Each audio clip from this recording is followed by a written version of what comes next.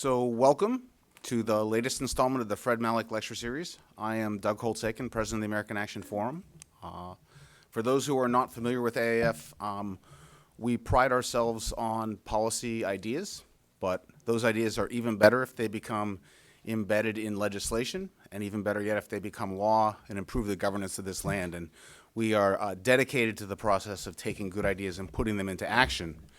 So when we decided to honor our founding chairman, Fred Malek, with a lecture series, the notion was to put at this podium people involved in the process of turning good ideas into better governance. And we are delighted today to have the Governor Hogan of Maryland to give the Fred Malek Lecture Series. And I'm even more honored to introduce Fred Malek, for whom this series is named, to introduce the Governor. Fred.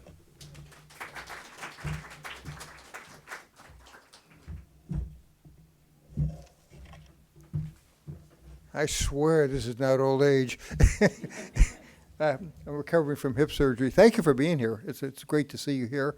And welcome to some of the people from the RGA as well. I see a few familiar faces here. We are really honored today to have Governor Hogan with us. He was inaugurated just a little over a year ago, January of 15. He has already become chairman of the National Governors Association Committee on Economic Policy. And he's the second Republican governor to be elected in the state in 50 years. He's the first from Anne Arundel County in 100 years. And he's already brought tax relief, regulatory reform, government simplification, fiscal responsibility. He's had a tremendous impact. Now, how does you do that when you have a three-quarter Democratic legislature? How do you achieve a 74% approval rating, the highest of any governor in the United States of America?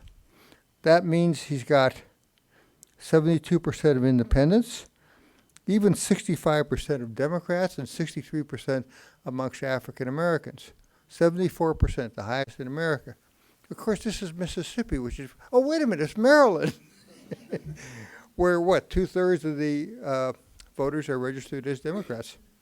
How does he do it? Well, rather than talk about specific accomplishments, let's talk about character. This is a businessman. This is not a career politician. This is a man who's accustomed to winning people over by getting to know them, by doing what he says he's going to do, by keeping his word, by looking you in the eye and saying, this is what I'll do if you'll do this, and then doing it. And that's why he's got the respect not only of the voters, but of the legislature, and that's how he gets things done. We are really proud, Larry, of your fabulous record, and really proud to have you here to give us your talk today. Governor Larry Hogan.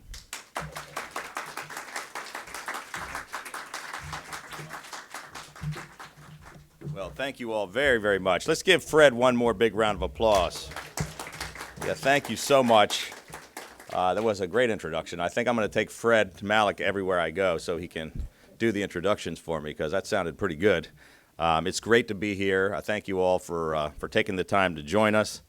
As Fred mentioned, it's been 15 months since I took office, and I know it still sounds a little bit surreal to even hear the words Republican Governor of Maryland.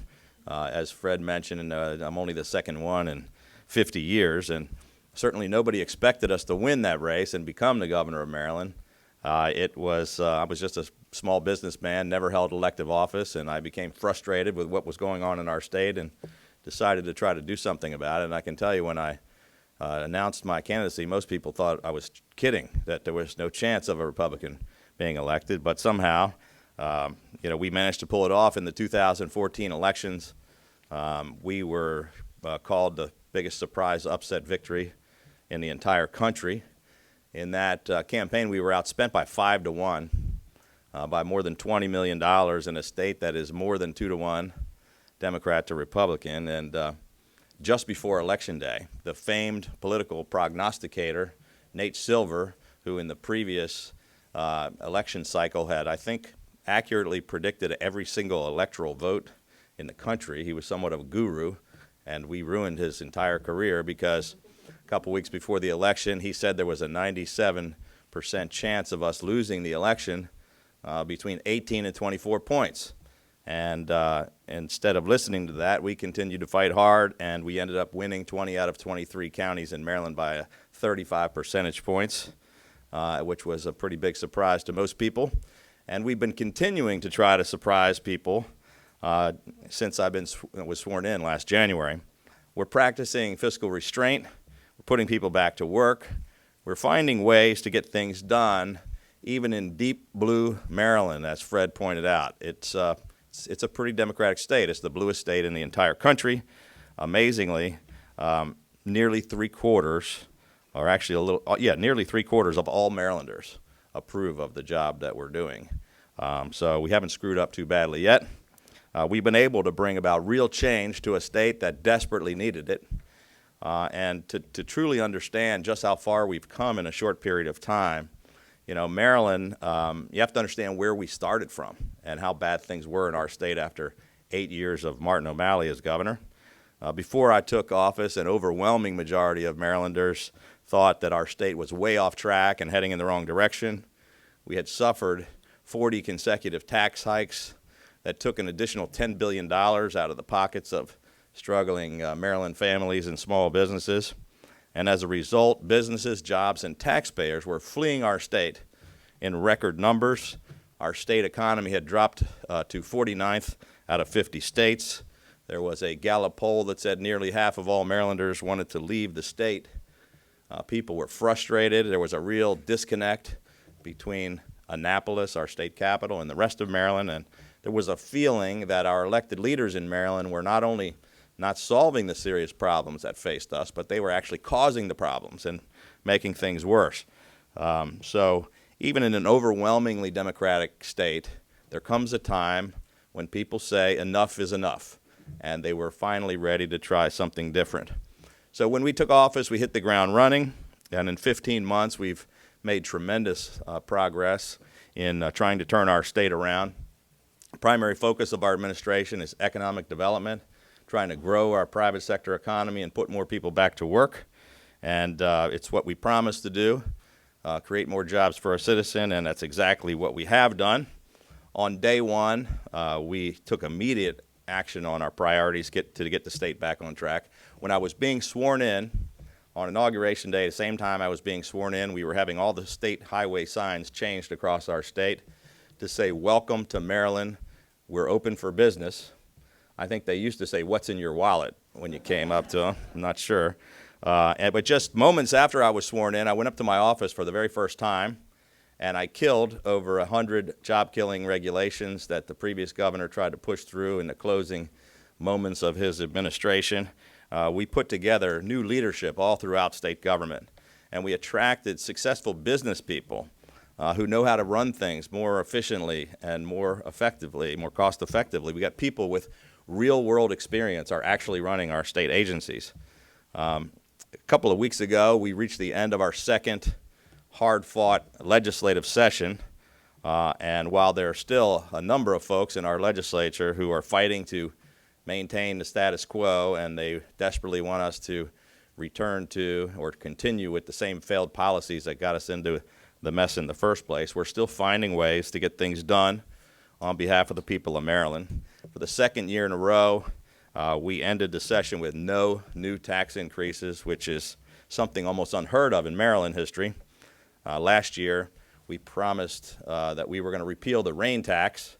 You heard that right. Maryland actually had a rain tax. We were the only state in the nation to tax the rain. The naysayers said it would never happen. We could never get it repealed. It had passed with 2/3 majorities in both houses. But we were successful in getting every single legislator in both houses, every single one of them who voted for it, to change their vote and vote against it, vote to repeal it. So that was a big success.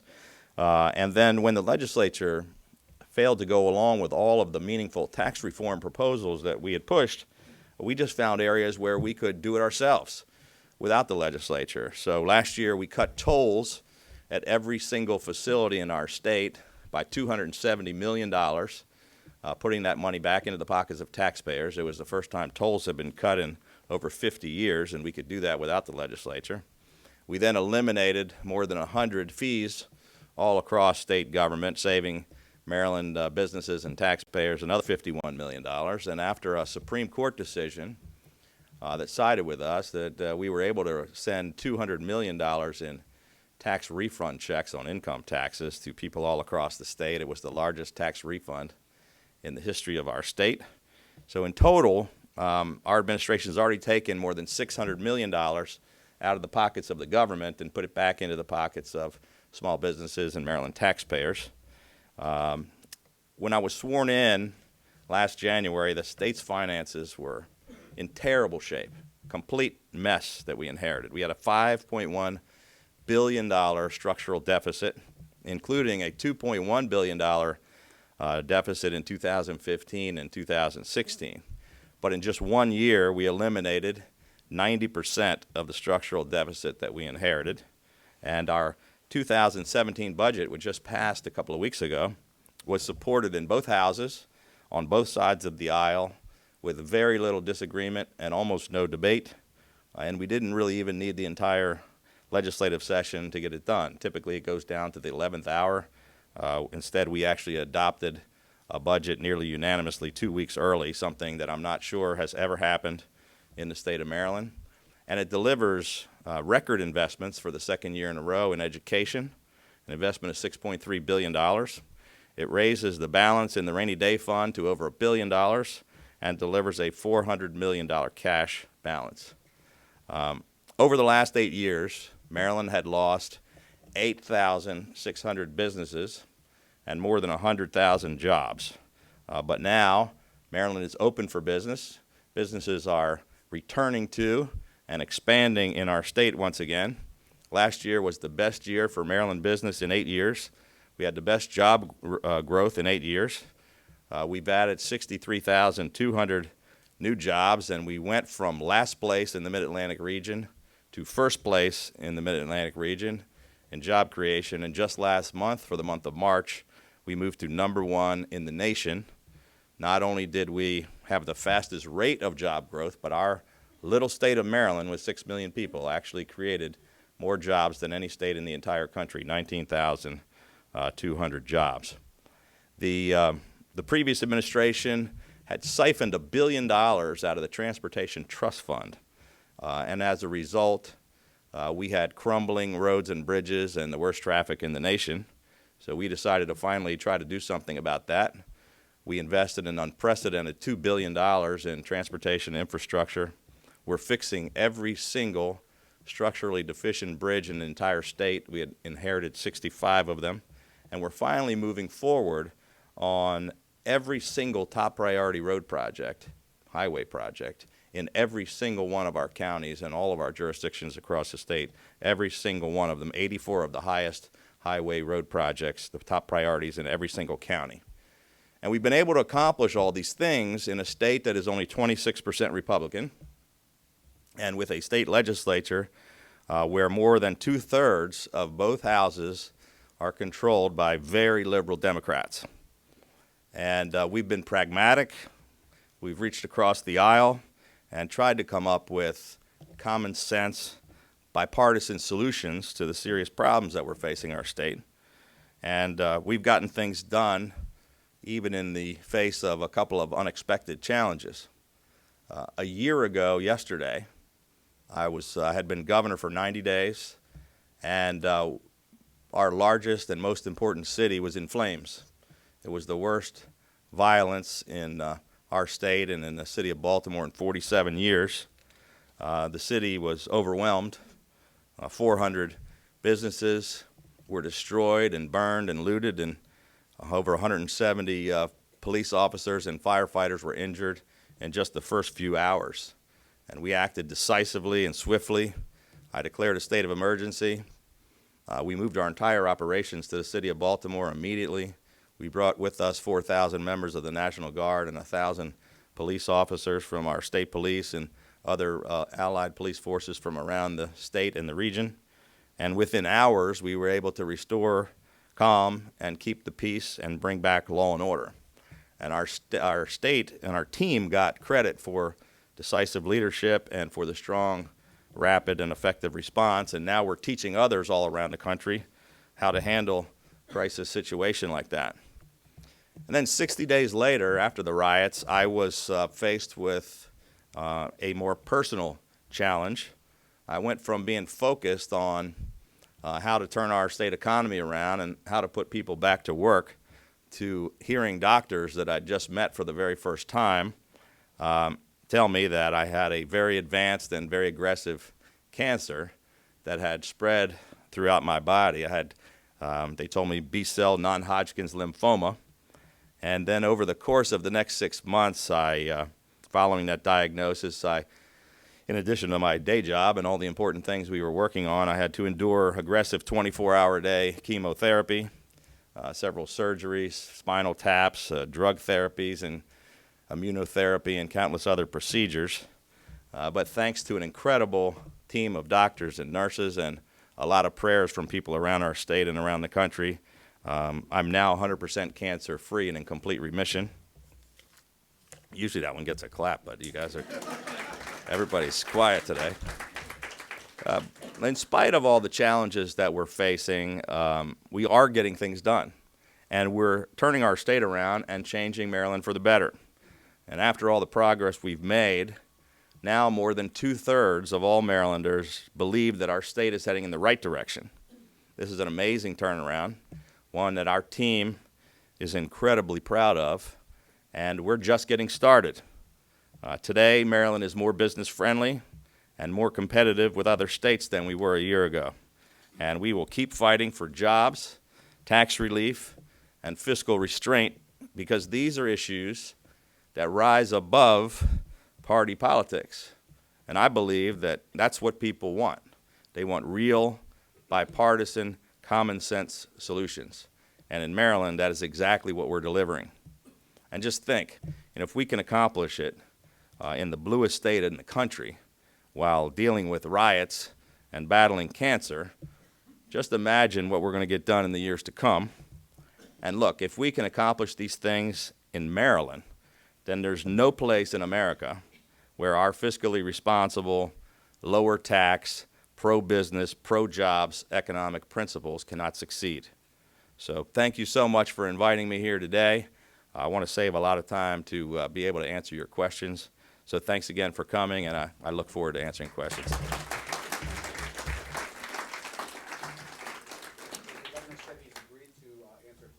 If you would like to ask the governor a question, please raise your hand. Wait for a microphone. Please stand, identify yourself, and ask your question in the form of a question with a question mark at the end. Sir. Thank you, Doug. I'm Bob Karlstrom. I, by the way, wound up being Charles Lawler's campaign manager in the final days. But we Charles worked is a with, good man. He's a good man. We worked with Art Laffer to propose eliminating the personal income tax in the state, and we're also really focused on what we could do.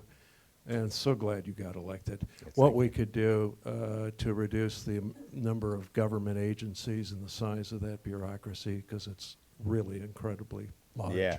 Great, two great questions there. Income taxes, I mentioned earlier that we had raised taxes 47 times in a row, increased taxes by $10 billion. They increased income tax twice under the previous administration. They first raised income taxes on high earners. They called it the so-called Millionaires Tax. We lost about 1/3 of the revenue from all those folks because they no longer paid taxes in Maryland. They decided to pay their fair share to someplace else, like Florida.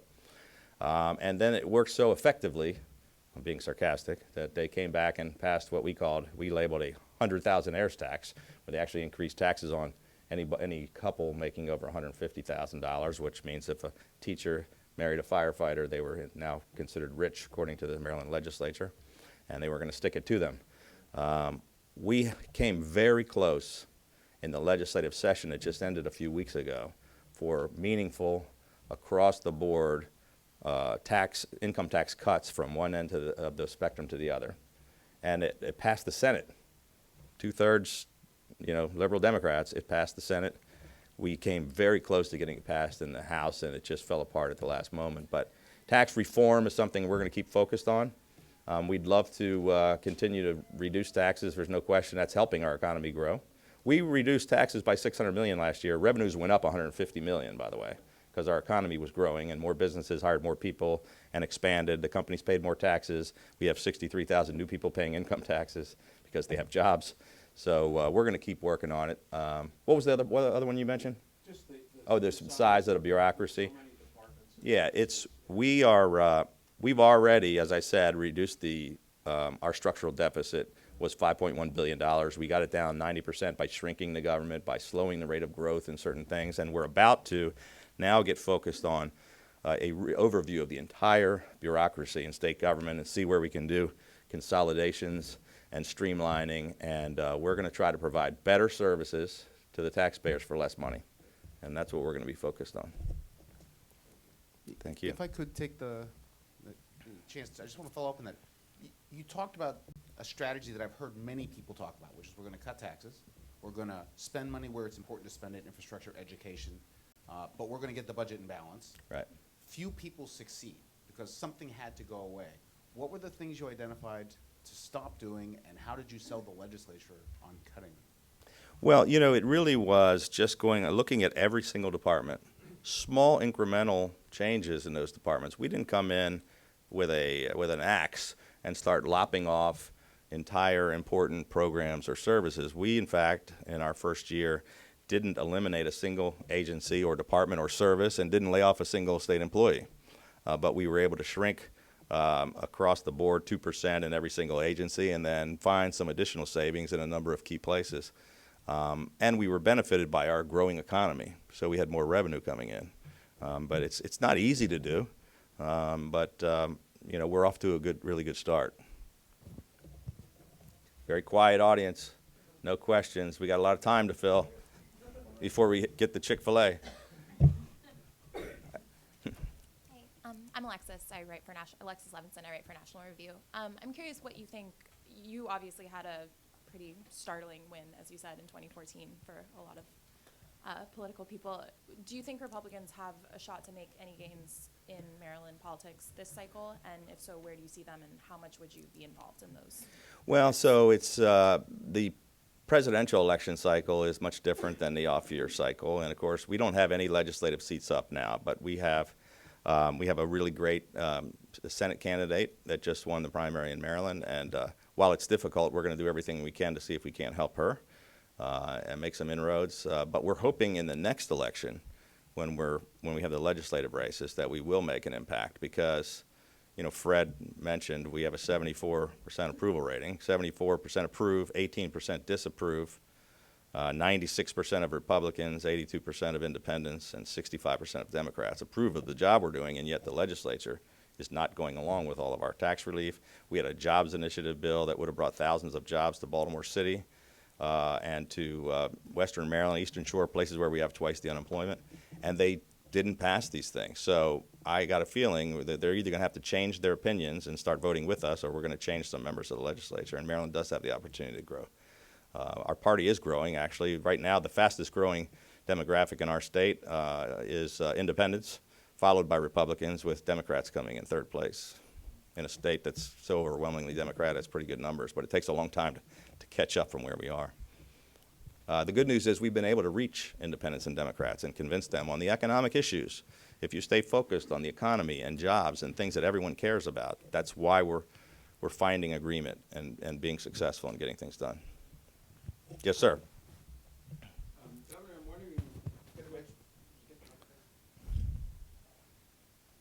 I'm wondering what you might think about a longstanding proposal to give voting rights to D.C. by joining D.C. to Maryland, undoing this bit of history to enfranchise D.C. without creating a mini-state. You know what? We've got enough problems dealing with the city of Baltimore. I'm not sure we want to deal with the problems of Washington, D.C. as well, so I'm gonna say no on that one. Governor, one of the biggest problems states have are their legacy pension systems. How are you doing in Maryland? Oh, I'm sorry. I'm Larry Lavender. I'm with a law firm here in town. Well, Larry, thanks for the question. We've got a terrible problem in Maryland, and we haven't fixed the problem. We have a $19 billion unfunded liability in our pension system. As many other states are finding, the math doesn't work, and they're all going to end up going bankrupt if we don't find some way to solve it. So It's not an issue we tackled yet in our first 15 months, but it's something that our whole budget team and some really smart folks are working on. You know, what can we do to make sure we keep the, you know, we want to be able to live up to the commitments that were made to people that went into the system, but we can't keep paying out the same things and have a $19 billion liability. It's not, just the math doesn't work. Anybody else? Fred's got a question. He's probably got a tough one. It is a tough one, but, you know, usually during a governor's term or any political leader's term, the real test comes when you hit a crisis. You hit a crisis. It was Baltimore. The city was on fire. There was tremendous unrest. And you came through it with flying colors. You personally, as governor. I wonder if you just talk a little bit more about how you did that and any observations you would have.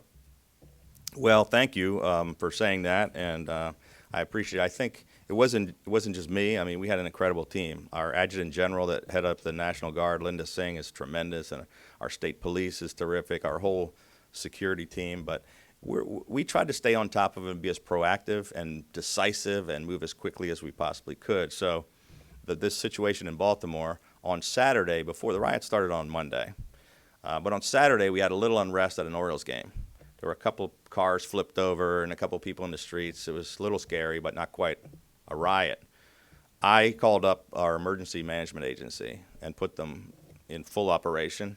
I contacted the National Guard, the state police, and put them on high alert and ready to act. And we were prepared in advance. The city of Baltimore didn't open up their operation until Wednesday, 2 days after the riot. We started 2 days before. I'll elaborate if we got time. I was on my way to D.C. For a meeting at an embassy. My aide in the car with me shows me an iPad that shows police cars on fire. And I immediately called the mayor of Baltimore. And I immediately turned around the car and headed back to Annapolis with lights and sirens. And we had our entire security team assemble in my office. And I called the mayor of Baltimore and said, you know, we're ready to act and assist in every way possible. And she said, we don't need your help. Everything is under control. And I said, it doesn't look like it's under control. It looks like the city is on fire.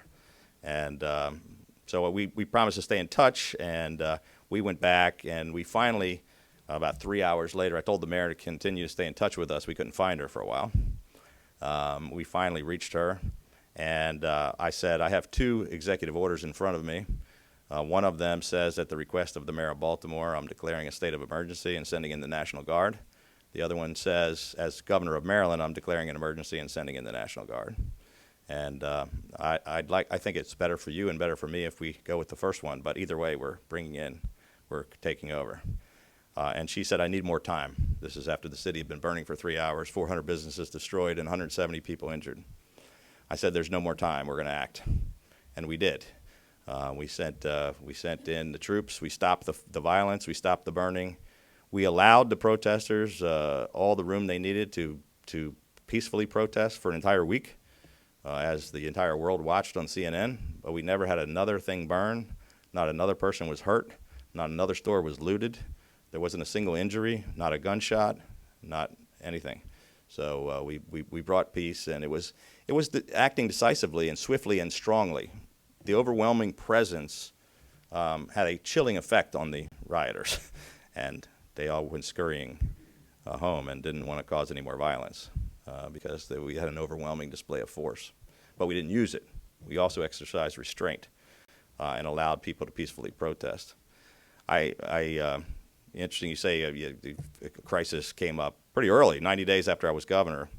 My friend Chris Christie, the governor of New Jersey, called me as soon as I made the press conference announcing that we were declaring a state of emergency.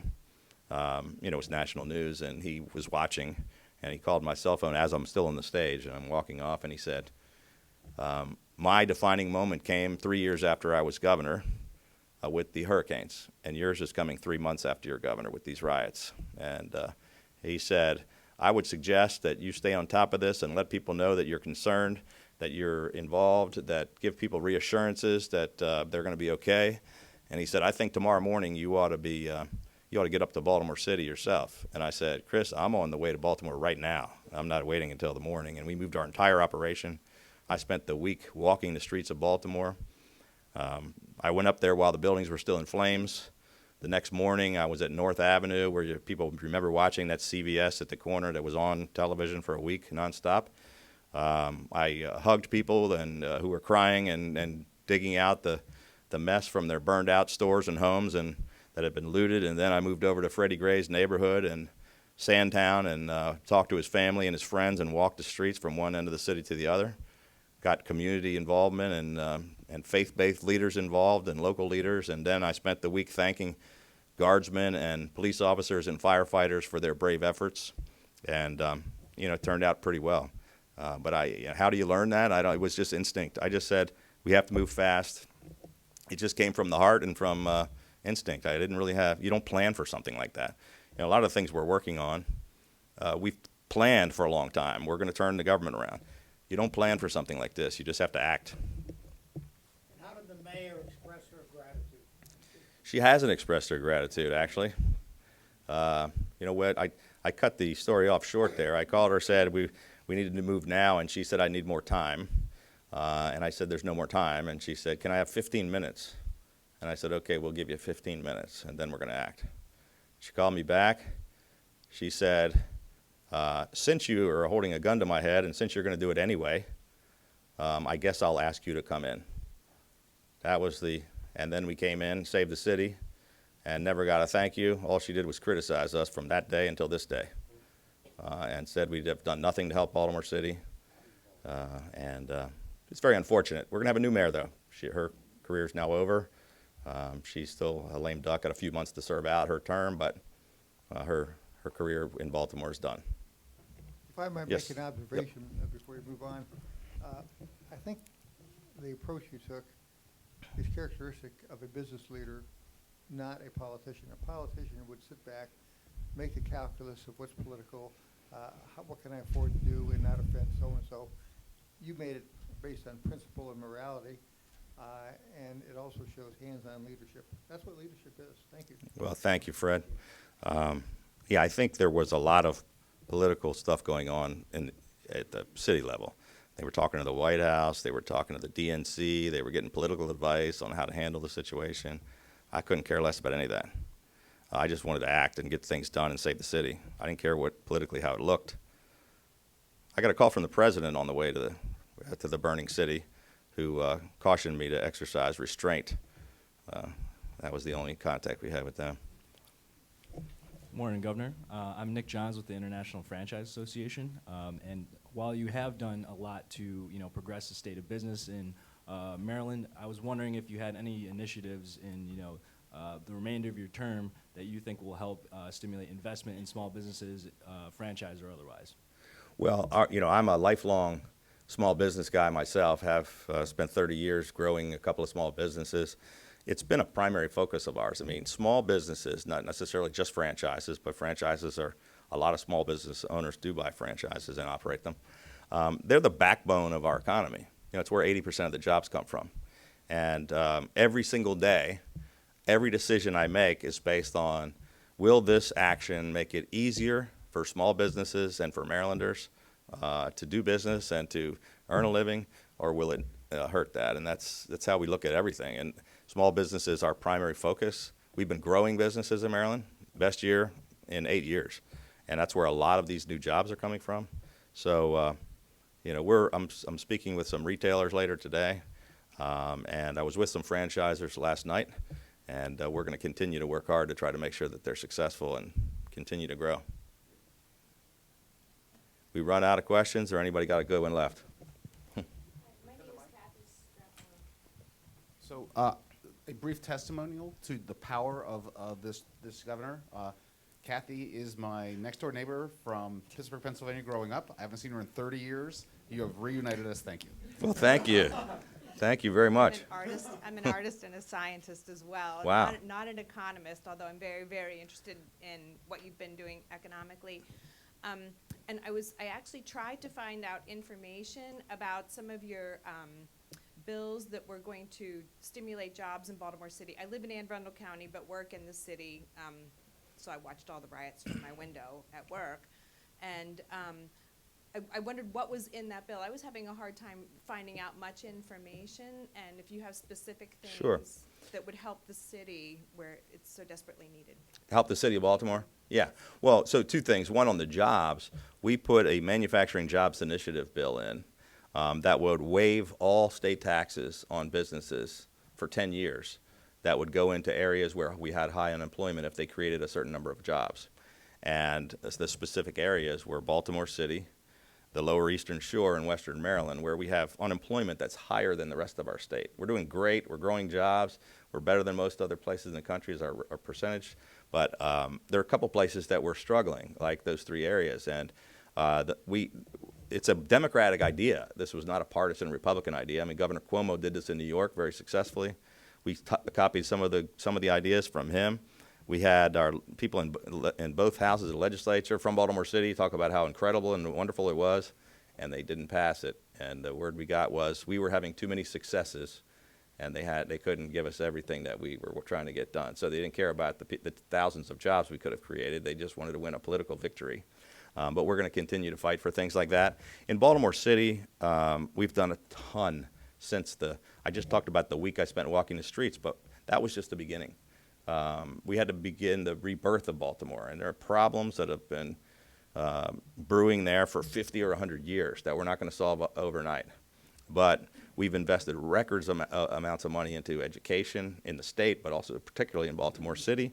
We came up with a P-TECH program, bill that passed, which is providing technical training to provide kids with the skills that they need. They can enter this in 9th grade, and it combines high school, college, mentorship, private sector. IBM is partnering with us to get these things done. It's terrific.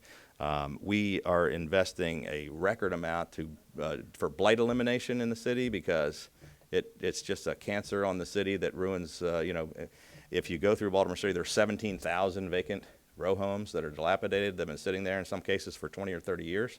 We invested, it starts out with $100 million for removal of them and then $600 million in incentives and loans for redevelopment. And we closed down the notorious Baltimore City Jail, which was just disgraceful. Under the O'Malley administration, we had the inmates running the jail, all kinds of terrible crimes being committed. The Black Guerrilla family gang was actually running the jail. We shut it down. People talked about it. They had a 10-year plan to do it. We did it in 2 weeks. So we've put $135 million into revamping the transit system in Baltimore so people can have better access to jobs. And we're spending a lot of time there. I mean, we spend more money and more time and more effort on Baltimore City than any place else in our state, even though it's not the largest population. May I piggyback one other question? How do you feel about the gambling industry? Well, in Maryland, the previous Republican governor, Bob Ehrlich, tried to push slot machines for racetracks to save the horse racing industry. And the Democrats opposed it, and most of the Republicans did as well, but it didn't happen. Martin O'Malley, who was his predecessor, was very much against it until he got elected governor. Then he was in favor of putting slot machines in shopping centers instead of racetracks. And so now we have full-blown casinos in Maryland. We're not going to turn it around. I don't see any further expansion of it, but it's bringing in quite a bit of revenue, which helps us with education. But it's not something that I was interested in pushing, but we do have that now as a revenue generator in our state. Yes.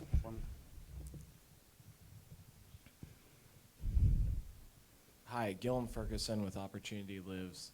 I was wondering if you could talk a little bit. Next week is National Charter Schools Week, and I was wondering if you could talk about school choice efforts in the state of Maryland. Yeah, thank you very much.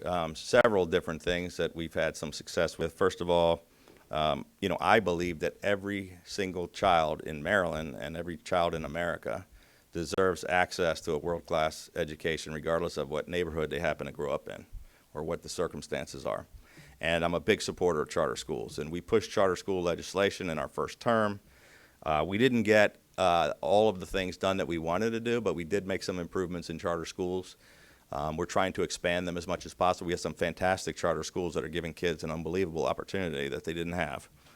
There's some of them are in neighborhoods where the schools are failing them, but we also passed.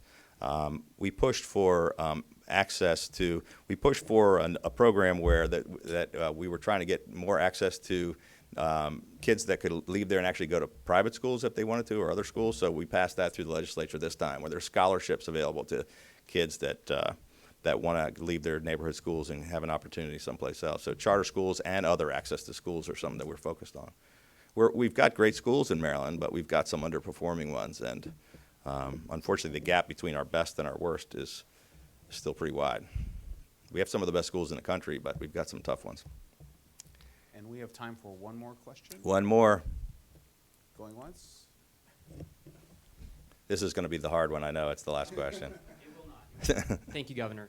Don Snyder with Federal Policy Group here in D.C. So you mentioned earlier the rain tax and some of the other pro-growth changes that you've tried to make. You touched briefly on your efforts to convince the legislature, which would not traditionally be supporting those changes, to make those changes. Could you maybe just elaborate a little bit more about your efforts to help kind of change the hearts and minds, as it were? Because I think there's a lot of other leaders out there who might find themselves in similar positions, and maybe there are some lessons that they could learn from your efforts. Yeah, well, thank you. That's a good question. There's a natural friction because I was elected to change the direction of the state and have somewhat of a mandate to do that. But there are people in the legislature who believe very strongly that they want to protect the status quo. And we want to go in this direction, and they want to continue to do what they've done for the past 8 years or the past multiple decades. And so changing the hearts and minds of the representatives is hard to do. We do it two ways. One, I spend a lot of time sitting down with legislators on both sides of the aisle. And I've really tried to govern in a bipartisan way. I don't care, whether they have a D or an R or an X or whatever they have behind them. I'm looking at them as a potential person that can vote with us to try to do something good for the people of the state. You can disagree without being disagreeable. I've tried not to, get down into constant fighting and name-calling and partisanship, but to try to persuade them about the value of these things and how it's going to help their constituents. And we've also used the bully pulpit. I mean, 74% of the people like what we're doing, and 18% don't. So a legislator who's in a district that's potentially competitive shouldn't vote with the 18% most of the time. And we're very engaged on social media. We have about 400,000 people that we reach about 1 million people a week on Facebook and other things. And we keep them very informed. And then they keep their legislators very informed and let them know how they feel about some of these issues. There were a couple of issues that these guys went off the rails on and voted against 80 or 90% of the people in the state. Sometimes we've been able to convince them that what we were talking about, it wasn't just my idea. They weren't just going to hurt me by voting against it. It wasn't just a partisan Republican idea, but this was something that 70 or 80 or 90% of the people in the state wanted. And sometimes we've had success in convincing them that.